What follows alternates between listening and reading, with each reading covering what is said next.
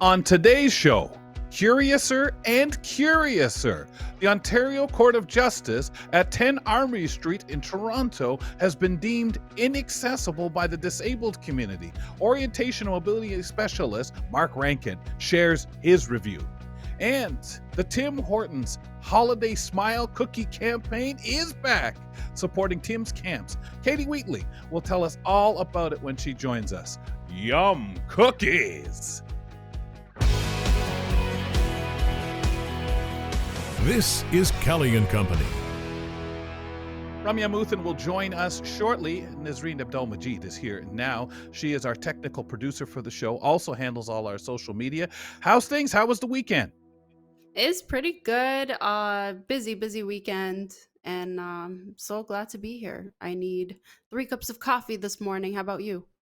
Oh, I always have three. I think by now, yeah, I think usually I've had two. Sometimes I'm trying to keep it to three in the day, so I usually try to squeeze another one in a little later because I just love my coffee and you know what it is?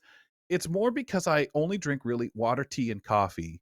So I really Mm, enjoy the coffee because I don't drink the sodas. I love them. I don't drink juice. I same. love it.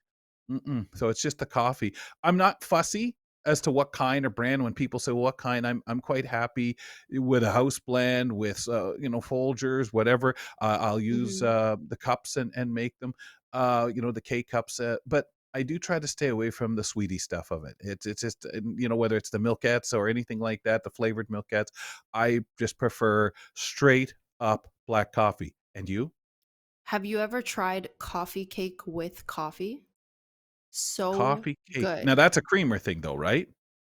No, coffee cake, like an actual cake that's Oh, coffee oh, flavored. oh, of You know, course. one Oh of my those good heavens. marble cakes, Yes. like, Oh, are just I like so, it even with pound cake even, for heaven's sakes, but coffee yeah, they're cakes so are great. light. They're so light, Um, not too sweet. It's just the no. perfect taste buds, with your coffee. So good. That's the Wow. perfect combination for Look, me. I mean, I don't I'm so have it used every time, but yeah. No, but I'm so used to people coming up with the flavored stuff they either add or they have in their cups that they're K cups. So when you said it, I was like, oh yeah, that sounds like an interesting flavor somebody could add. I know coffee with cookies is good. We'll talk a little bit about that later. But also, Nisreen, before I move into bringing Danielle Jongkind in here, I have to warn her and everybody that today you're spoiling for a fight, are you not? I am spoiling for a Oh. fight. What? Oh Absolutely. boy. Oh, Ramya, and welcome Danielle. Fill me in. Look, this lady's no, we'll get into it later on because people Oh, have to brace themselves for this as this lady is Mm-hmm. spoiling for a fight. Mm, mm, mm. can't even Thanks, Niz. begin to Mm-hmm. put that together. Thanks, Niz. Trust, You're trust you. welcome. You'll want to hang in for that for sure.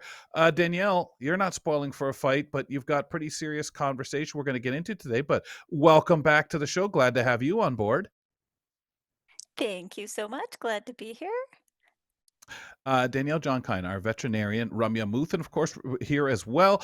Um, Danielle, there's all kinds of stories in the news about the housing crisis and homelessness overall. But one of the things I don't know how much it gets touched on, dawns on us in any capacity, but how many of those homeless individuals have pets? Do those pets ever get veterinarian care? Now, I know you did some research on the topic and you're going to carry this into a conversation with us. Where are you at? What brought you to getting involved in kind of researching this? Not just to come on here and talk about it, even though it's an incredible topic and very important. Well, I do tend to follow the news. Some people have I guess, a penchant for following the news and it's all doom and gloom, but sometimes you have Hmm. to kind of look at the bright side of it, not that everything is all doom and gloom. And, one of the things that, we talk about on the program a lot is, the benefits that, we get from our relationships with pets, if we have that really strong human animal bond. So, and, it doesn't matter whether you're a person experiencing homelessness or whether you're, someone who lives in a home and, is financially stable, I mean, we all can reap those benefits. So, you wonder about, how would someone with pets who happen to be homeless, get veterinary care for them if they needed it? What Yeah. options are out there? Are there options? Are there not? So I thought, oh, I should look into this. This would be pretty neat.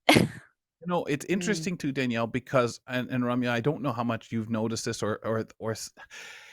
or have seen this, because I think you're going to get the schools of thought of, my goodness, that person lives on the street. What are they doing with that dog or that cat that they've got? Well, we all want companions. We all need someone to talk to. We all need someone to care about. As far as I'm concerned, number one, a reason every day. And when you're in a situation living on the street and there's enough tenuous stuff going on around you, you do need those feel good stories, whether you're on the street or wherever you are. Everyone needs them.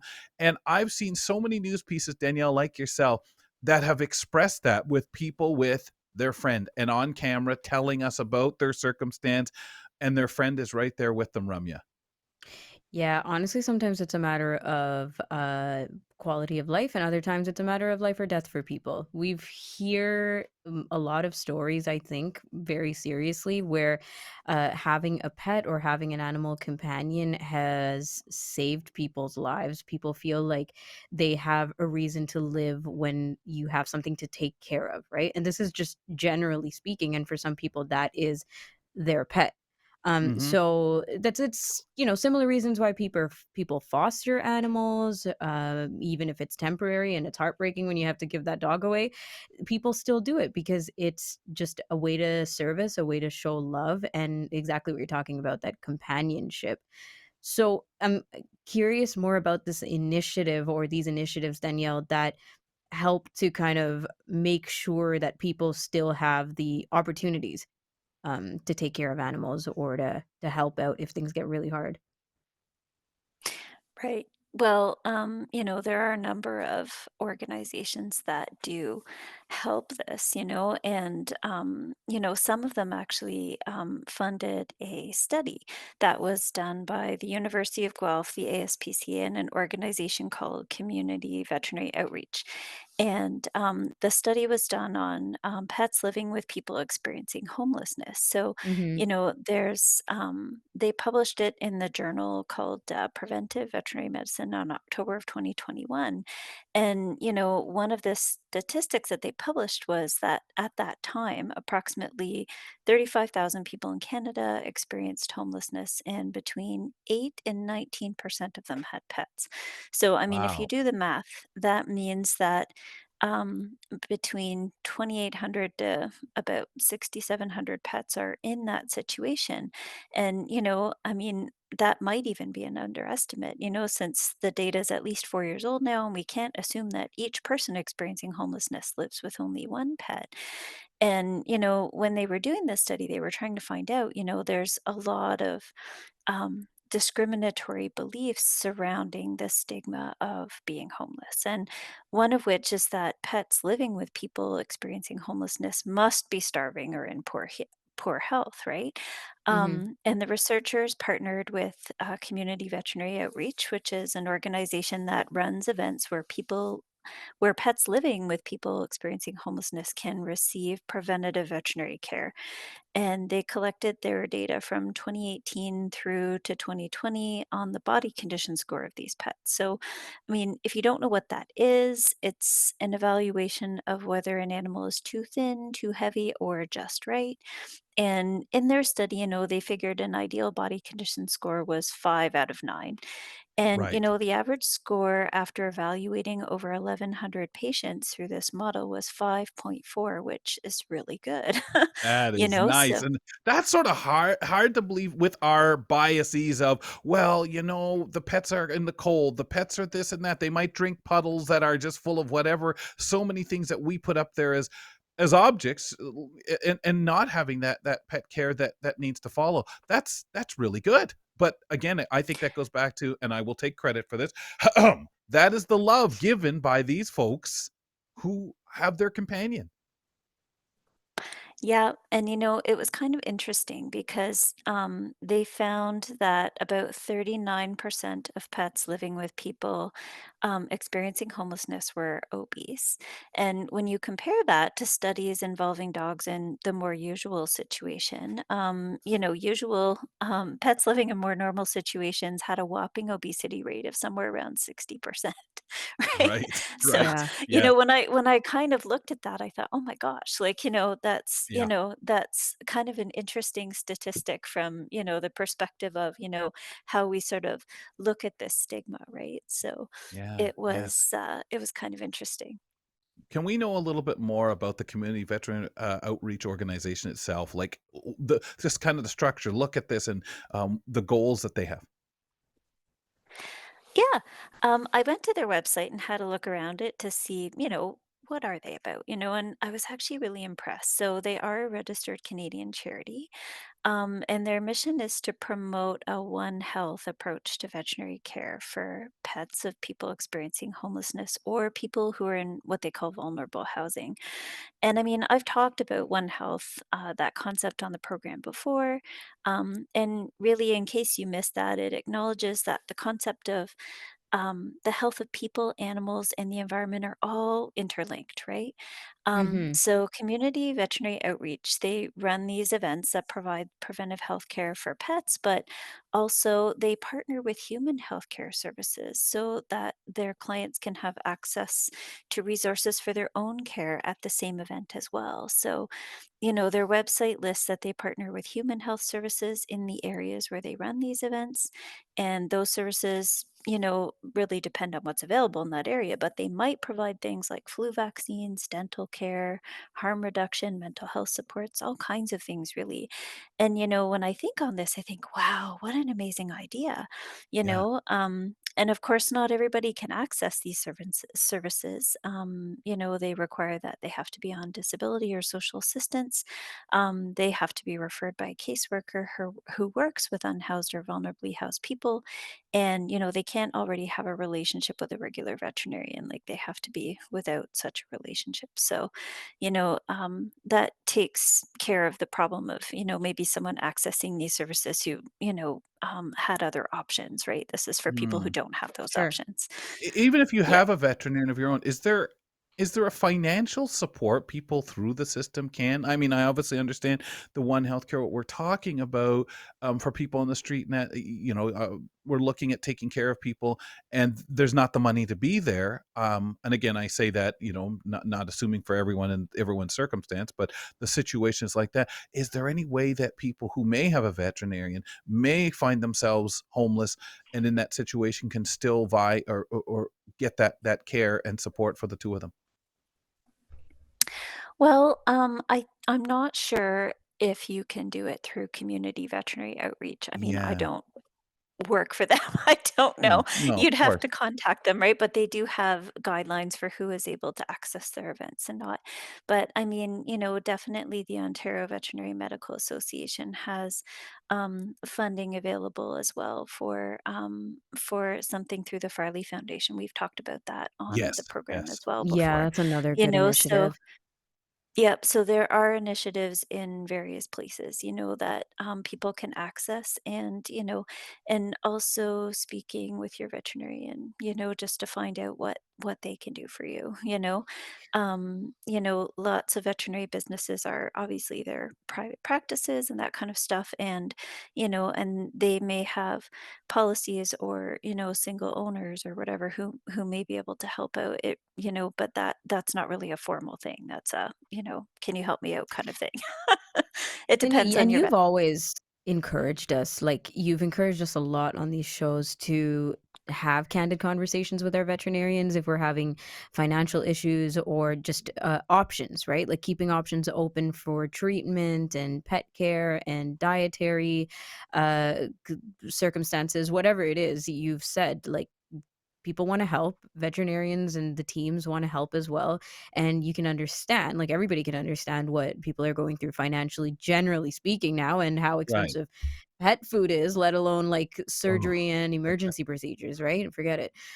But when does it, like, have you experienced it as more of a slippery slope situation, Danielle, where people, you can tell that people are starting to struggle and then end up in circumstances that feel like it's at the point of no return or irreversible?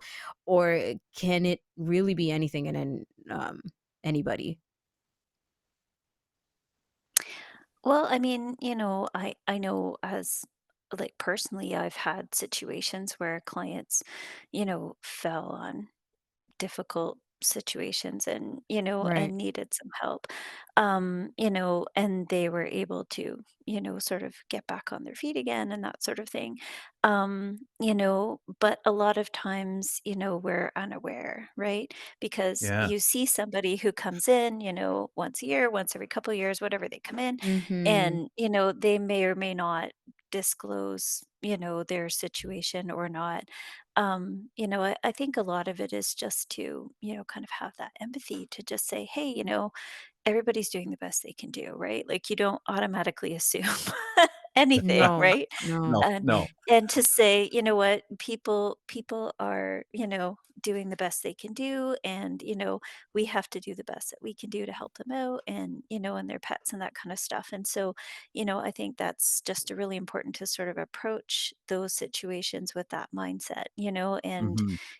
we all have our limits for what we can do, but try and come to some kind of middle ground, right? Yeah, I think and get rid of some of the old thinking. Danielle, any idea what this looks like for someone in a situation living on the street with their pet, if they get into the care, and if we can talk a little bit about the tying everything in with the One Health and the services out there, the how would that go? Would somebody get whatever support and have certain veterinarians they would go to, certain doctors? Do we have any idea, or clinics, how that looks? Well, I mean, community veterinary outreach runs events, right? So, Mhm. you would have to reach out to them specifically for when their events were, and, whether you were eligible to go or not. Nice, I But I see. mean, Mhm. yeah, so, but as far as, how One Health plays into all of this, we can talk about how keeping pets healthy helps to keep people healthy.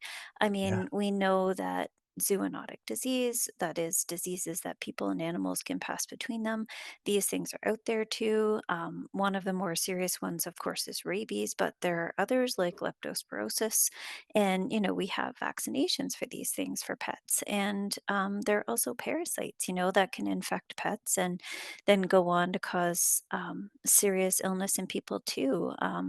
There's a scary one, a tapeworm called echinococcus, for example.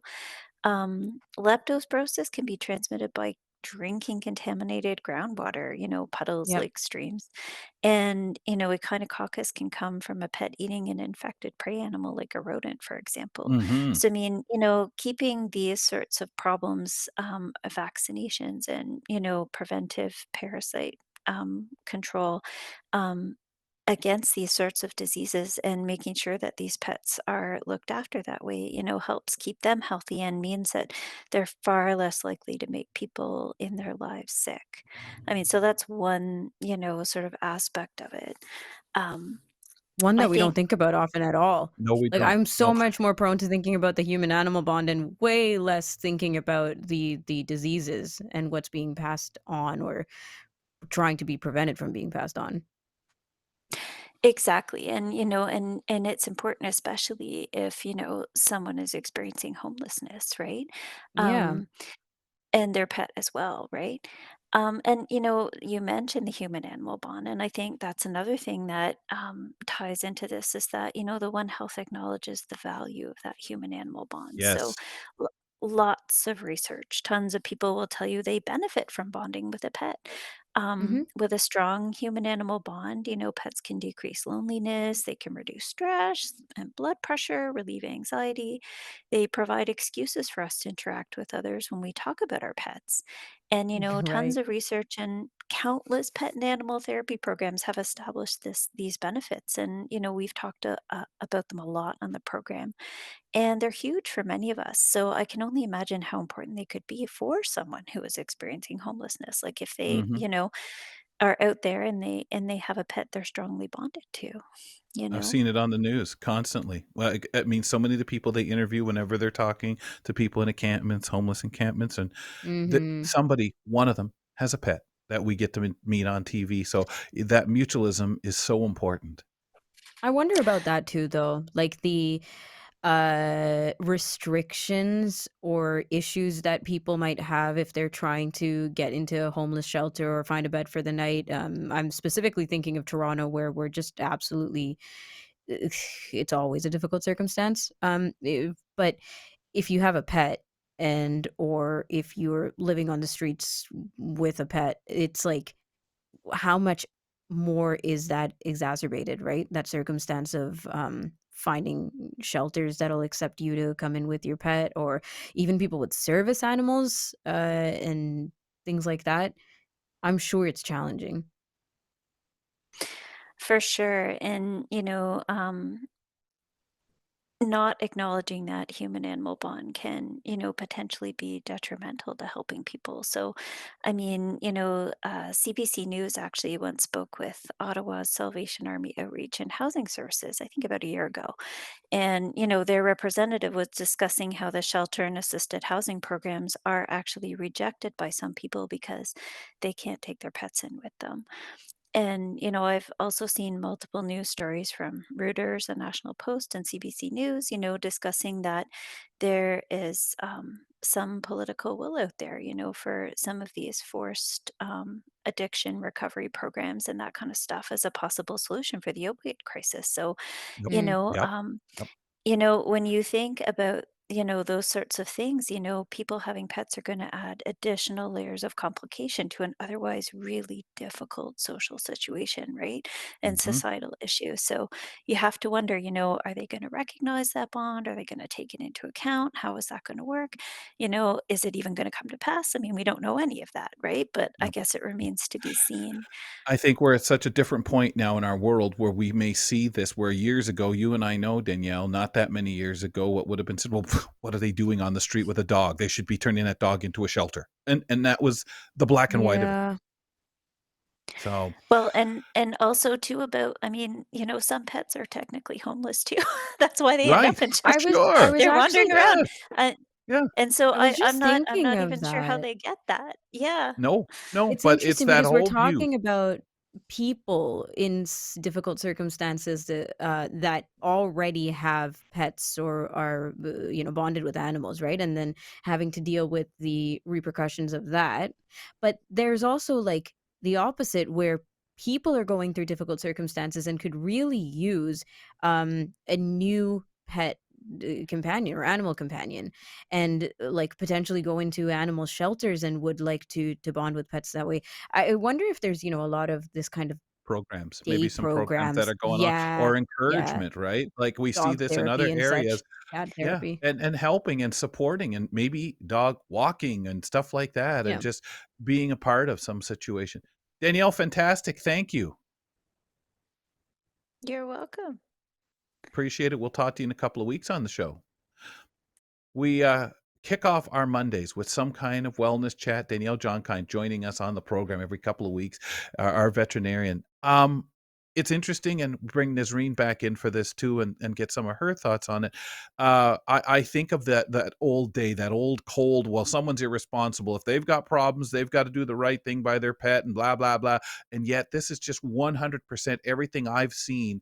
This is that companion that gives you that reason to get up every day, no matter what the circumstances, and do and live. Maybe even crazy enough, folks, maybe even laugh at things that are going on. And Mm. sure, not everything's bleak all the time for people experiencing homelessness. There are people out there who prefer to be on the move like that. There are people who are struggling, who do need every day to see. Nisreen, as Danielle was saying, we see a lot of this on the news. I think it's so nice. It's so important to have a companion like a pet. You know, when you're going through these struggles, it's so nice to have somebody, something, or an animal just by your side and giving you the love and care that people deserve, Mhm. especially when they're going through these hard times. So I think it's lovely to see something like that. Mm. I like that. It, Something for you we've to seen take it too, care even of. Well, we've Yeah. seen it in the disability community where people are very quick to say, look, if you can't afford to take care of your dog or do this or get the shots or blah, blah, blah, then you shouldn't have one. But we forget the mental health, the security, the support. Yeah. Everyone needs someone to care about them, and we all need someone or something to care about. We all deserve it. We all deserve Well, it, no matter what. when you're going through major phases of isolation, and for people with disabilities, this is hugely relatable, right? Like, isolation is potentially just a big part of your circumstance, and loneliness and whatever else that comes with. But to have something that, like you guys are saying, that takes care of you, but also that gives you purpose to take care of another living, breathing creature that you feed and that you take out and that you bond with and that spend your last dollar on, even if you are Uh-huh. broke. It's something like it. Honestly, it's just a very meaningful relationship that you may not have access to otherwise. Yeah. Well, and I just love when we talk, at least this is part of the conversation, how we think differently than 5, 10, 40 years ago. And I understand that the crisis, the situation and I don't even like saying crisis because of the circumstances that some people out there experiencing homelessness probably feel, hey, you know what? I do all right. There Yeah. Yeah, are other people with more crises in the world than what I've got. So I do try. I know in our country we refer to it as that, but I just love some of the support that we see in different ways, and I like what we were talking about. Hey, you show up and maybe you walk some of the dogs for the Humane Society or wherever it might I be know we should create because an the app. shelter. Yeah, like it Hmm. would be really kind of cool. And again, I know some would say, "Well, could you trust them?" Come on, could you trust Mhm. anybody? Like, come on. Yeah, exactly. Like, look at Let's start Nazreen, an man. app, She's spoiling guys. for a fight today. She might be a bit shifty. Niz, we'll What's talk to going you in a little on? bit, okay? Oh, Oh, okay, don't all you right. worry. Oh, Okay, don't we'll you worry. just Uh, keep yeah, cliffhangering this. we'll Yeah, keep kind of teasing that it's a because tease. it's the mood Because Okay. she's in, right? It's what you get when I'll give you a hint, It's Rum. crazy You because know I I love missed giving the hints. first 2 minutes of the show, so I legit have no Mhm. idea what you guys are talking about. Because I'm kind today, let's give you a hint. I'll just say social media. Anyway, Social media. folks, Okay. if you want to send us an email, kellyco@ami.ca, kellyco@ami.ca. We'd love to hear from you. Rum? Okay, we want to talk about accessibility issues, which obviously we want to talk about all the time, but let's be more focused, okay? Other There's people these spoiling for a fight here too. yeah. There's this new Toronto courthouse that has been gaining so much press lately. And after what seemed like a lot of care that was given to accessibility considerations at this courthouse, this Ontario Court of Justice at 10 Armoury Street, that's the one we're talking about in downtown Toronto near Bay and Dundas, has been deemed inaccessible by a majority of the disability communities out there. Wow, so sad. So, orientation and mobility specialist Mark Rankin, who has directly been involved. He took part in the consultation process at different phases of the process, and he's here to share his review, his learnings. We have to say learnings, Mark, because people are pretty upset. David Leposki, lawyer, being one of them. Blind lawyer took to the media and talked about how inaccessible this courthouse is. Other people have been part of the process as well, like disabled people specifically who were part of the consultation, and still not great reviews. So what happened? Give us the lowdown on exactly how they went about trying to make 10 Armory Street accessible and where we are now. Yeah, I think it's probably an all too familiar scenario um, Okay. that comes up, frequently, and that's the sort of situation where accessibility isn't really at the center of the design process from the beginning. It's I wouldn't say it's an afterthought in this case. They addressed it early on. David was involved. He was one of the folks involved. Mhm. If Mhm. you want a very good overview, he's got a couple of videos you can YouTube where he goes through some of the issues. His contention is that they they could have avoided a lot of this. That they were warned about some of the issues, um, and I certainly have no reason to doubt David. He's Well, absolutely and He does Debbie a above too good board getting in his involved. opinion. And Debbie Gillespie Yeah, is gonna Debbie certainly Gillespie, speak up as who's well, right? yeah, been a colleague of mine. She's now what I can speak to is my relationship with this with this courthouse. I feel it's kind of like my white whale. I keep getting connected to it, and I don't know. One of us is going to not survive. But so When did I it start bleeding? initially, I was initially called in by Ellis Dawn, and this was um, early in the construction phase. So there was nothing to actually look at other than like Okay. AutoCAD drawings, hmm um, which are Which is really where you tough. want to be called in for, right? If you understand them. Yes and no. Yeah. As an orientation mobility specialist, I'm not I'm not great at looking at 3D renderings and Yeah. figuring out, because I Yeah. said I don't know enough. I don't know enough about this. I can't tell if there'll be like issues with glare or with with shadows, or what the acoustics will be like. I don't know enough, but I'll do my best. Um, Okay. and even at that point, from what I was hearing from the Ellis Don folks, was there were it was I guess they were looking at accessibility, but there was not a comprehensive sort of guiding principle. What it was is there were people looking at sort of signage, and they were separate from people maybe looking at wayfinding. And they used to be separate from ones who were looking at other aspects of design. So there were, from what it seemed like to me, is there were competing um, sort of interests, because nobody was sort of the overall person who said, you know what, let's look at this. And this is, I think, what often happens. Let's look at this accessibility not as separate features, but how would somebody with a disability experience this public space? Right. So the second time I was brought in, and I mean, when I did look at the initial one, it was an open plaza, and they did the best they could, which was they proposed a tactile walking surface indicating a path from the corners that would be most likely to be the access points to the space. Um, which, given that there was really no natural features that you could use for wayfinding, was probably the best you could do. Um, Okay.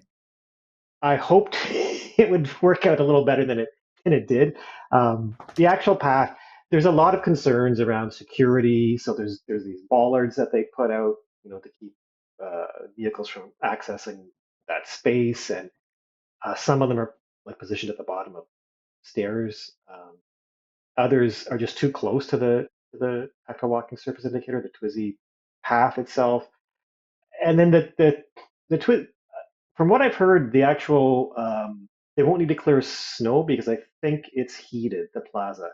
So they could have Okay. So it actually. should I melt it thought, off, really. Okay. yeah. So I thought Right. maybe that's why the Twizy wasn't that easy to feel, especially underfoot. I found it was not that Mm. easy to feel. I thought it was maybe because of snow clearing, but apparently that's not an issue. So I don't know why it couldn't be a little bit bolder. Um, Huh. but I guess when I look at the space, I think, why design this massive open space?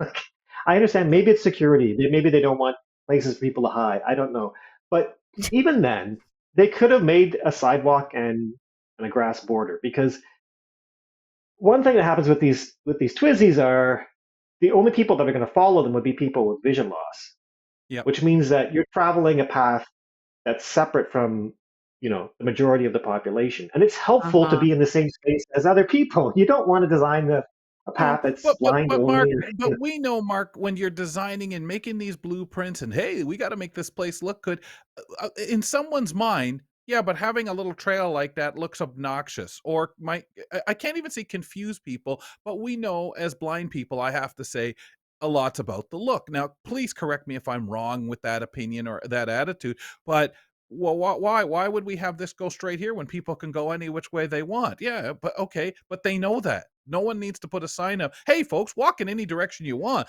But yeah, someone who needs that wayfinding, that support, again, I don't understand some of these thoughts when we make out that some of these, "Oh, this is for accessibility." It's disruptive. To who? well, the thing is, aesthetic concern, everything is almost put ahead of accessible. I remember For sure. consulting with the city on so it was City of Toronto on signage, wayfinding signage that they put up, and it's mostly for It was mostly intended for people who are visiting the city. But anyway, um, I remember being at a consultation and them saying that we're going to do black on white for the sorry, white on black um, for the signage because it's easier to read for people with vision issues, with low vision. So someone said, but there's been studies saying that people find it more aesthetically appealing to see black print on white. And I was appalled that you'd even bring that up. Who cares? Because it's a sign. Yeah. You're going to be there for 30 seconds reading it. Accessibility has to be a priority, you know? And the same thing there. There are certain things they did a tactile walking surface indicator or TWISY inside. You know, one area that they did was they tried to identify the courtrooms by putting a directional TWISY in front of it, sort of across the hallway. I guess the assumption would be you could Right. walk down the hallway, find this, and then choose a direction and find a door. Um, but what they did was they highlighted it by putting lighting overhead, which looks great from a distance if you have average sight. So I could look down, and I could see these sort of highlight areas. But as I approached them, they disappeared because just the angle of view changed the way that it Oh, reflected the light. And they were the same color as the rest of the hallway. So as you approach it, if you've got low vision, there's no way you're going to see that. Um, Yeah. but it was from a distance looking down the hallway, it was cool. Now, mm, does that matter? aesthetic. That's No, really nice. Rum, that's Yeah, helpful to you. no. Me too. very, very aesthetic, Yeah, like I said. Yeah. Super appreciate that. yeah, So, what worked? Like from an orientation and mobility perspective, if you have so much experience, what actually worked that they did well or that they clearly took consultation from the community and implemented it, versus all this stuff that was either an afterthought or just that there was so much oversight and sorry for the pun, but like blind spots Yeah. on yeah, the approach to accessibility. Because yeah, they yeah, they raved about the space, by the way. They raved Sure. about this going to be yeah, super accessible or the most accessible And it's courthouse or, gonna look all this stuff. cool. Like, it's going to be appealing and be They were accessible, very but excited. yeah, yeah, very much so. Pathways to nowhere, as yeah. David Bukowski said. So there's um, there's some tactile maps that are pretty well positioned. So if you get off the elevators, the Twizy will lead you to them. And Nice. they did a good job on those. It's got the right amount of information. It's not overwhelming. Um, it would give you a good layout of the space and help you kind of situate yourself within it. I will say, in my experience, most people don't use tactile maps. Even at the CNIB, we have big ones, on every floor, and Mm. I've oriented people to the space and shown them the map, and they're sort of like, I'll just learn where I have to go with you. I'm not so interested in exploring Yeah. the map. You need like Yep, Um, concierge service to point that's people to the right. maps. Point A Like, to point really, B, check them help out. me They're out awesome. over that way. Yep, that's good. and I think the signage is there's some issues with the signage, and again I'll direct it to David's overview of that. But the signs themselves are positioned at the right spots and they're legible. There's like raised tactile lettering and there's braille, and there's good contrast from them. So this and it's consistent from what I saw the signage, so that worked out all right. I think that the for me the biggest issue is the ground floor because there were a few. Now, the second time I went in, I was only supposed to be looking at the Wizzy, so it was just consultation around Mm. those tactile wayfinding features. Um, and there were a few kind of these are sort of overall issues that I found that just didn't make sense to me why they would design it this way. So one was the path in has a Twizy um, that will get you to either the reception desk or to the elevators, but you exit by a different door and there's no Twizy directing you to the exit door. So you would naturally just follow it back, Back the other assuming, way.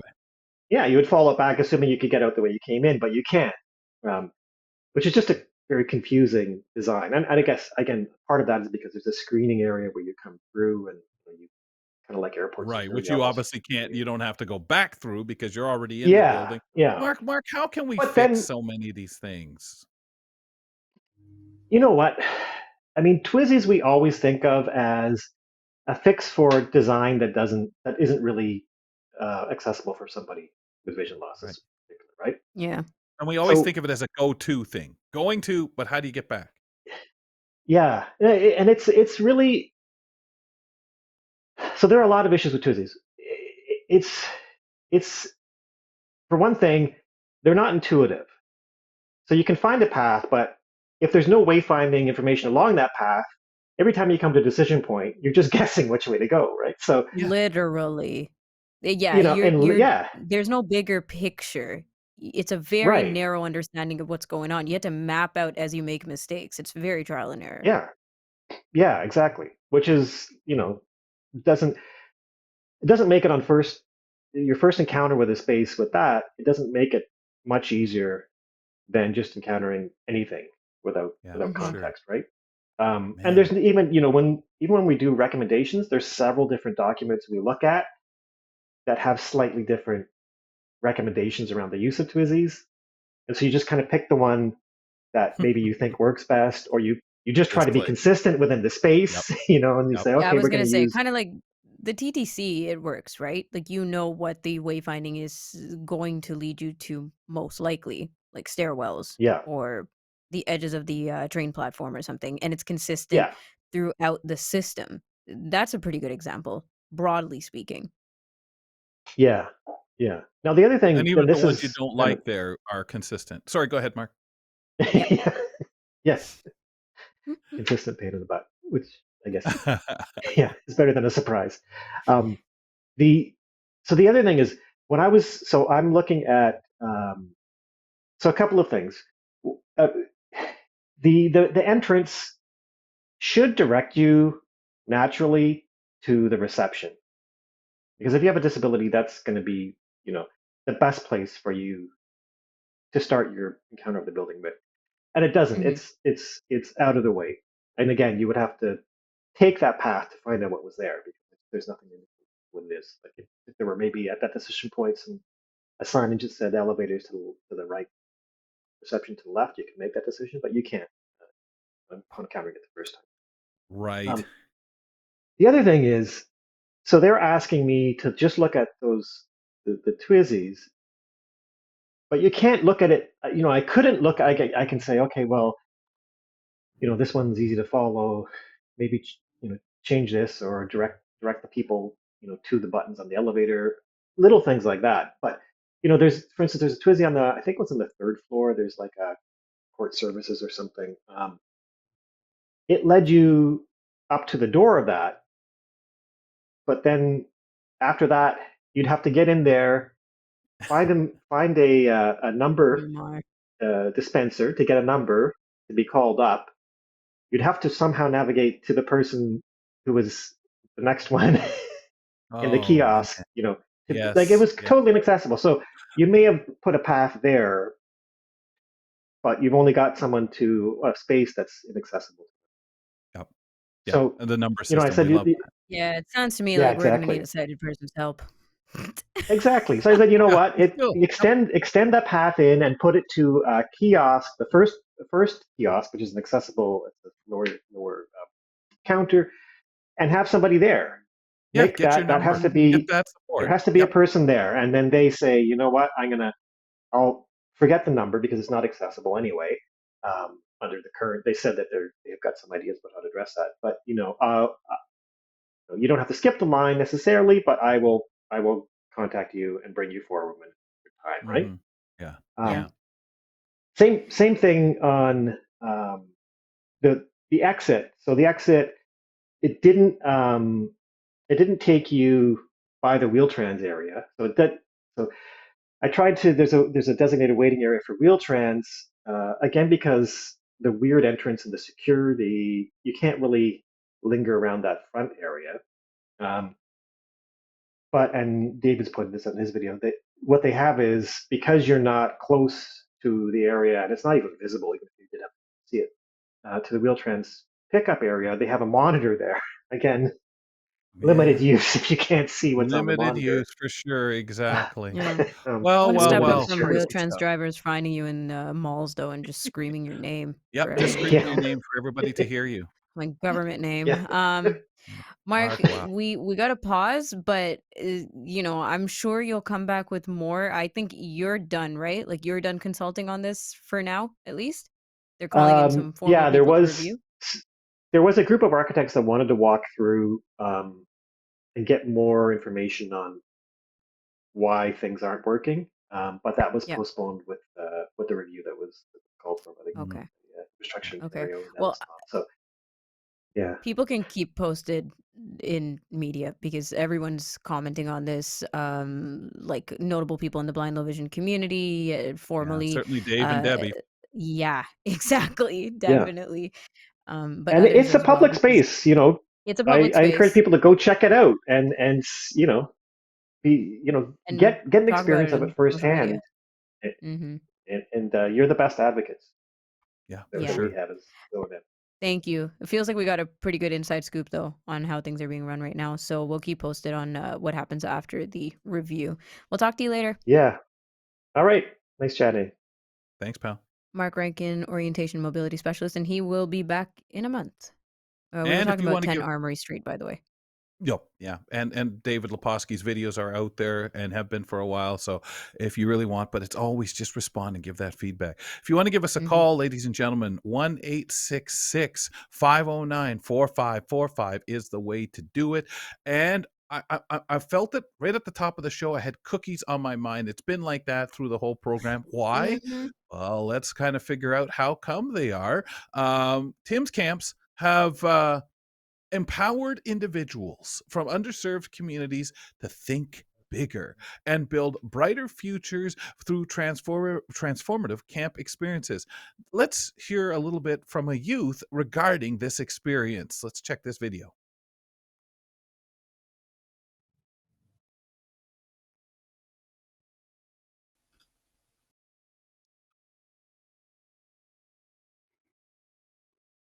We're just seeing if we can grab the video there. Are we good with the video? It's not playing for some reason. Hang on, guys. We can get it working. All right, Mark will Okay. get it working for us in a moment or so. But what we'll do in the meantime, Mark, we'll bring Katie in. We'd like to welcome Katie Wheatley in from Tim Hortons to tell us a little bit more. Katie, welcome to the show. Thank you for making time for us today. We know you're pretty busy telling everybody about this. And delivering Yeah, cookies. thank you so much for having me. I'm excited to talk about it here today too. And big smiles with all the cookies. Talk to us a little bit, Katie, about the experiences at the Tim's camps. What goes on? Yeah, well, our programs are really delivered in two ways. So the first way is through our summer camp program, which I'm sure your folks here have heard about before through things like Camp Day. So think about all of the things that you would experience in a typical summer camp, whether that's canoeing or kayaking or rock climbing or campfires. That's one way our programs are delivered. Now, the second way our programs are delivered, which is brand new, is through our in community program, where we're taking the best of what happens in those summer camp experiences and we're delivering them directly into kids' classrooms. Oh, wow. Wow, that's amazing. We've got that clip. Let's take a listen to what kids have said about the camps, first of all, and then we'll get into some more of the details about into the classrooms. Let's take a listen. What we're really intentionally focusing on with our youth are activities where they can develop a sense of self, where they can develop a sense of community, and then where they can take these two things and apply it to their future. It's not that youth have a gap in knowledge or a gap in ability, but it's actually that there's an opportunity gap. Young people from low-income backgrounds don't have the chance to attend youth development programs where they get to develop these skills and showcase what they're capable of. If I was angry, I would literally just lash out fully. And so with my friends, that was how we would communicate. But then after Tim's camp, everyone's been more respectful. Everyone's been taking other people's ideas and just listening to each other. Wow. That's really phenomenal. Now, I have to say, Katie, give us a moment here because I have to say to Ramya, now I don't know if you've had the opportunity, Nizreen's hanging out with us as well. Are you ladies camp people? Did you do camps as kids? Mm-mm. No. That's why some of this stuff is pretty relatable in terms of the opportunities to go to camps or the financial circumstances to go to camps. My parents never sent us to camp unless it was day camp Nazarene, at the CNIB. I how about you, I got Nazarene? sent to camp a couple of times, but I'm more into glamping, guys. I'm not much of a camper. I was always the odd No, one this is out, not that I tent didn't like camp. going into the lake. I wouldn't jump into the lake or do anything like that. I was so Did you do boring at these Kearney camps. though? Kearney or monocliffs growing up? What is that? Like the outdoor education centers where you go with school, No, with no, I class? didn't Okay, do those are that. pretty big No. ones in the greater Toronto area. All right. So All right. Okay, Nisreen that skipped out on camp altogether. So that's kind of what I was going to say too, Ramya. I camped. Katie, I was one of those kids that would go to day camp because it was really just about like a block away from where I lived at the time. But my biggest concern, being vision impaired, was, am I going to get left out of stuff? Is there games I'm not going to be able to do? What goes on? Yes. What I Yeah. find interesting here is the classroom component. So tell us a little bit about how the camps are coming into classrooms, please. Yeah, for sure. You're spot on with our typical summer camps. There may be some barriers to access for some youth to participate, whether that be from an abilities focus, whether that be from just a social emotional readiness, a homesickness piece. We know that summer camp's not for everybody, and that's okay. So what we're doing here is we're trying to take the best of what we know kids learn when they're with us at camp, and we're replicating it in classrooms. So it is more accessible, it is more approachable, and it can be something that's done kind of in lockstep with classroom teachers to better meet kids where they are. I think it's a great tease too to get you saying, "Wow, I want to do this." So if you do feel that comfort, your friends are with you, your teachers. I think I would have been braver to then try something in the summer. I was kind of too young and thrown right in it. Like, where the heck am I? What am I doing? Tell us about the fundraising and what we need to know and how people, families in the situations, especially since we're talking so many families who are not in that financial situation, to be able to say, yeah, let's pick and choose which camp we're sending the kids to this summer.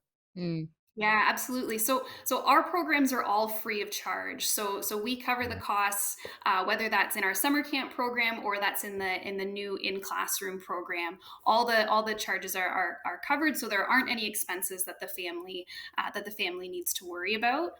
And how that happens are through the campaigns that we have through the Tim Hortons restaurant. So you mentioned when I first hopped on the call here today that you were thinking about cookies, and you read my mind. So it's the Holiday Smile Cookie campaign at Tim Hortons right now. So from now until the 24th of November, 100% of the proceeds of the Holiday Smile cookies get donated to Tim's camps or to local charities, so that things like accessibility from a financial perspective aren't a barrier.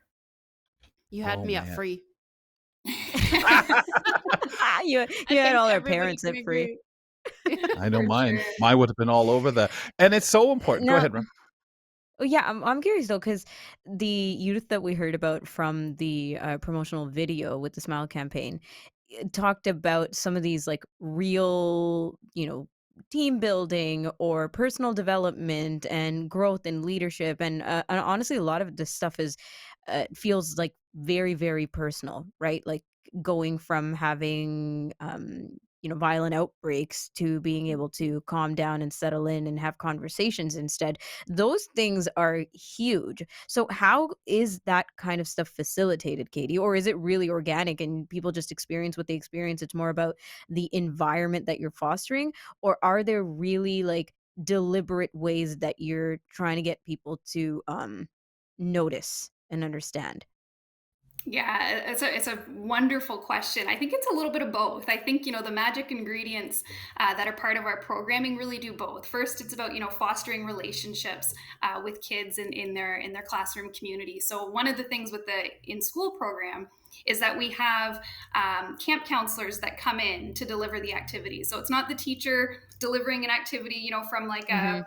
activity guide that we've created. It's real live facilitators who are trained, who work with the teachers to be able to deliver the program for the students. And I call that out on purpose because we know that not all kids connect with their teachers.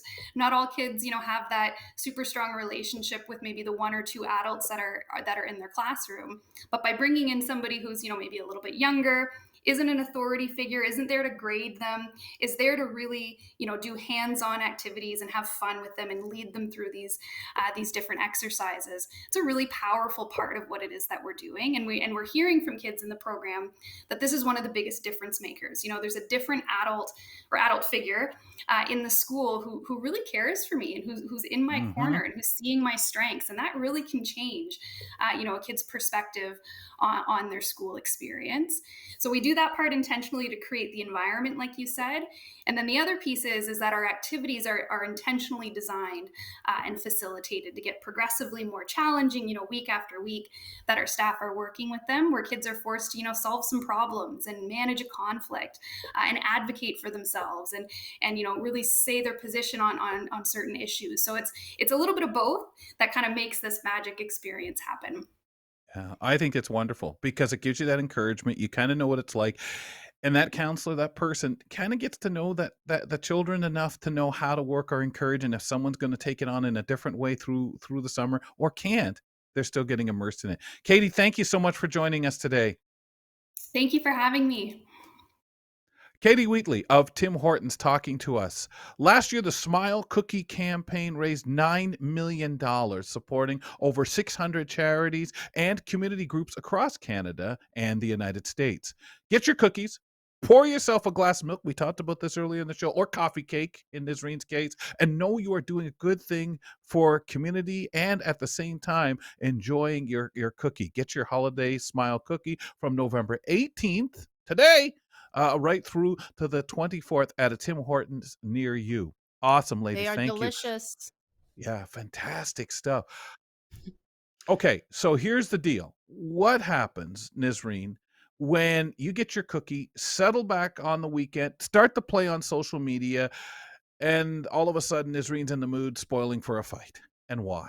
Oh my God. So yeah, there's a fight that took over the internet on the weekend. The comeback of the legendary boxer Mike Tyson, who is 58 by the way, and former YouTuber Jake Paul, not only crashed Netflix but reached 120 million virtual viewers.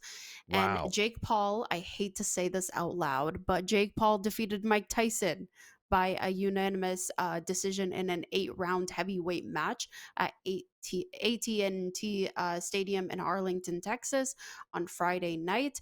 Fans were not happy, I must say. After the match, all you hear is boos across the stadium. Everyone only saying that it was just the worst fight. No one was happy, especially a lot of people were betting on Mike Tyson for obvious Fool. reasons. Fools. Fools. They also managed to convince one fan to spend $2 million on one ticket, Kels. Good One grief. ticket.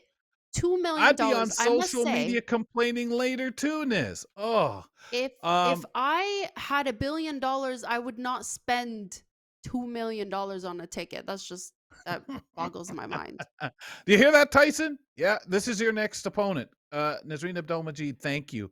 And we're calling out the Tyson. Thanks to Ramya Muthan for being with us on the program. On the next, Kelly and Company, CEO Jennifer Robbins with the groundbreaking going on at the Helen Keller Center in Toronto.